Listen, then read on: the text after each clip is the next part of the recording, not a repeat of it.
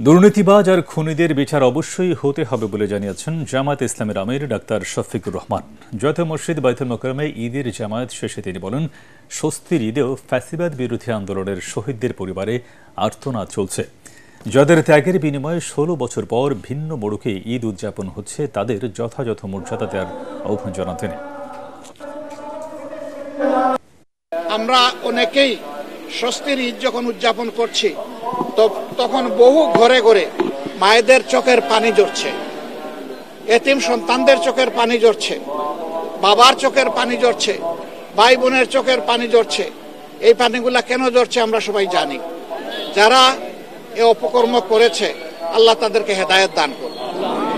তবে এটা ঠিক, যারা খুনের দায়ে খুনি, তাদের বিচার অবশ্যই হতে হবে এবং খুনের যে বিচারটা দেখলে ভবিষ্যতে আর কোনো খুনি মানুষের জীবন নিয়ে কোনো সিনেমিনি খেলবে না, সেই রকম বিচার বাংলাদেশের জনগণ দেখতে চায়।